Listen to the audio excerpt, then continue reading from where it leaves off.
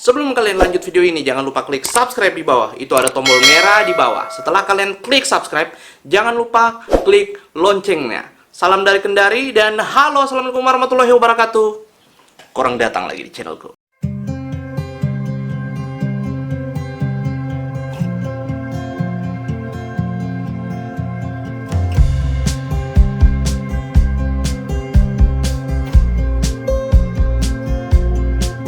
Hai teman-teman pecinta hidroponik, sudah lama kita tidak jumpa. Sudah sekitar seminggu ya, karena minggu lalu saya tidak upload video karena sibuk sekali. Harusnya ada video yang saya upload. Nah, I'm sorry, hari ini saya tidak facecam karena saya lagi malas. Sebelum mandi juga, malasku. Kami tadi habis mandi sama teman-teman. Jadi beberapa di antara kalian memiliki pertanyaan seperti ini.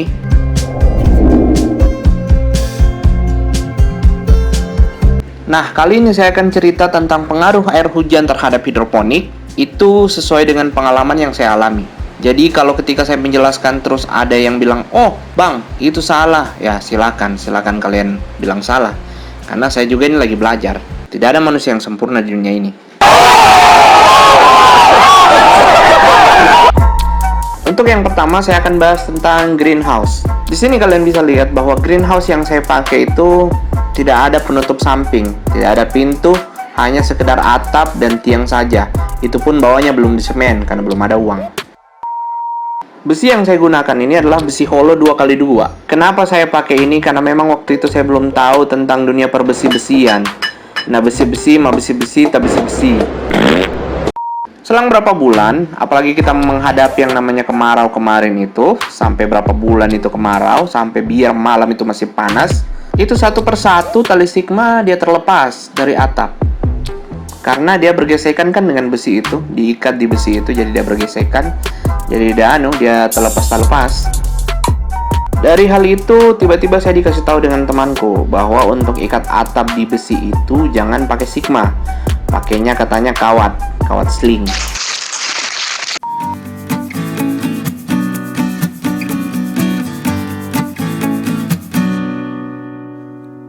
Di satu sisi juga ada teman kasih tahu bahwa tidak usah pakai atap karena cahaya matahari di tempatku ini tidak maksimal kenanya. Jadi saya memutuskan untuk buka atap. Tapi saya tidak buka semua. Di sudut kanan dan sudut kiri saya masih tetap pasang. Kenapa saya pasang di sudut kanan? Karena tepat di bawah atap itu ada colokan listrik. Ini juga saya pakai atap karena dulu saya juga pernah pakai paranet. Tapi ketika hujan turun, air hujan itu malah membasahi dalam pipa saya. Akhirnya, kepekatan nutrisi saya berkurang. Makanya pada saat itu saya langsung ganti ke atap. Di sini satu lembar itu harganya 35.000. Kalau di Jawa pasti lebih murah. Ya, namanya juga Kendari toh. Ngomong apa? Kenapa malah bahas atap ini? Bukan membahas tentang pengaruh air hujan terhadap hidroponik. Sabar. Ini masih menyangkut tentang pembahasan kita. Oke, lanjut. Akhirnya atap saya buka. Hanya saya sisakan 3 baris atap bagian kanan dan 4 baris di bagian kiri. Tapi yang bagian kiri sama buka lagi. Dan ketika beberapa bulan setelah itu, saya coba menanam dan alhamdulillah tanaman saya subur semua. Subur.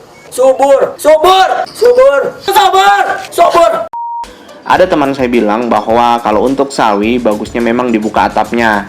Ya, kalau misalnya nanti musim kemarau katanya taruh saja waring di atas, seperti video yang ini. Nah, ketika saya tahu ternyata sayur-sayur yang saya tanam selama ini itu kekurangan sekali matahari, saya akhirnya membiarkan bagian tengah greenhouse saya itu tidak diatapi kembali. Ya, mungkin nanti saya akan pakai waring. Tapi ketika musim hujan datang, memang air hujan ini sangat berpengaruh terhadap hidroponik. Saya akan jelaskan ya satu persatu.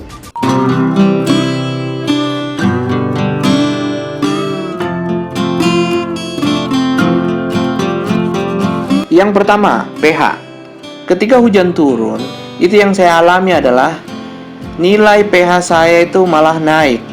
Dia tidak turun ya, dia naik sekali. Bahkan pernah saya dapat hampir 10. pH-nya itu di angka 10.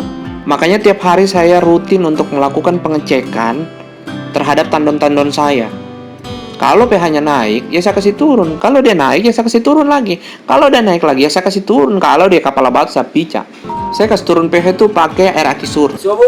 Pakai air aki sur. Subur. Pakai air aki sur. Subur. Pakai air aki sur. Subur. Pakai air aki sur. Subur.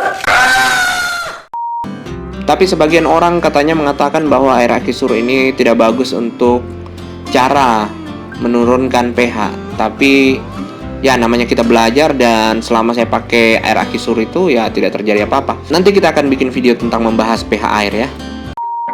Yang kedua, ppm. Nah, ini yang paling stres saya nih kalau musim hujan. Pagi-pagi saya kasih masuk nutrisi, siang dia tumbuh besar, sore dia turun hujan. Mantap. Ini juga yang membuat saya garuk-garuk kepala terhadap air hujan yang turun. Ketika hujan turun, itu sayur-sayur itu setiap daunnya itu nanti akan masuk air ke dalam situ. Lalu masuk ke batang, lalu setelah di batang dia masuk ke akar. Setelah di akar dia campur di pipa. Akhirnya kepekatan nutrisi itu menjadi berkurang. Mau tidak mau setiap hari kita harus ganti. Tapi ini saya lagi lakukan eksperimen untuk supaya kita tidak ganti setiap hari. Karena kalau ganti setiap hari juga rugi. Apalagi ini musim hujan. Saya rencana akan menambahkan nutrisi sekitar 3 atau 4 hari. Apalagi instalasi yang saya gunakan ini adalah semi DFT, yang ujungnya ini saya taruh talang sehingga air hujan lebih mudah masuknya itu lewat talang itu. Jadi air hujan sangat mempengaruhi sekali kepekatan nutrisi.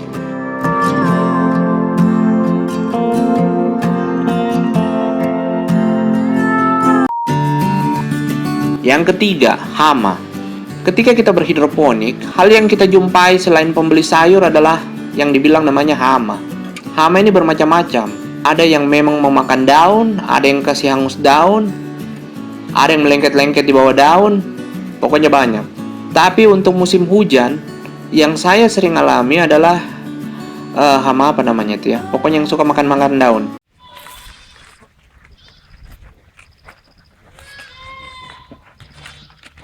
Begini kondisi daunnya guys.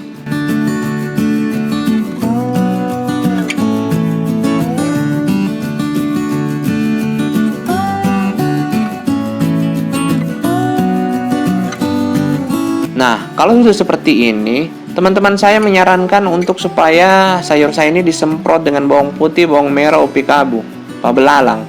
Tapi saya tidak melakukan itu karena hama yang saya dapatkan belum dalam jumlah yang sangat besar. Ya, masih bisa ditolerir lah.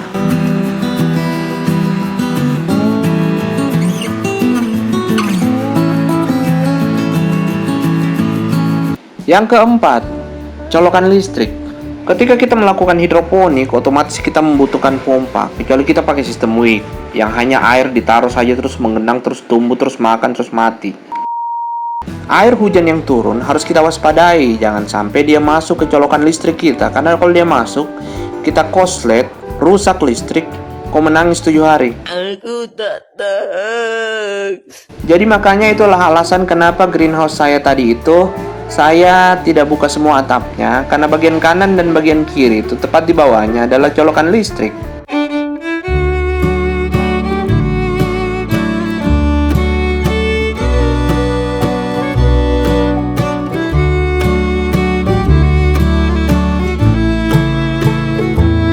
Orang profesional dalam hidroponik tidak ada namanya master, kecuali master limbat.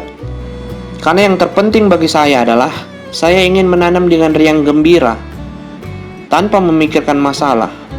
Jadilah seperti pegadaian, yang bisa menyelesaikan masalah tanpa masalah. Terima kasih sudah menyaksikan video saya. Sebelum kalian tutup video ini, jangan lupa klik subscribe yang ada di bawah untuk mendukung saya. Jangan lupa like video ini supaya ini video dia masuk di beranda. Dan jangan lupa kalian komen dan tanyakan apa yang ingin kalian tanyakan. Karena tidak akan saya jawab, paling saya suruh bilang, cari di Google. Jangan juga lupa untuk share video ini supaya banyak-banyak sedikit odoik untuk beli susu dan beras.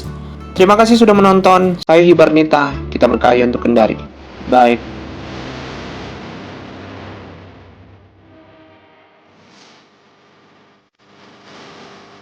Hari ini kita lagi promo sayur hidroponik.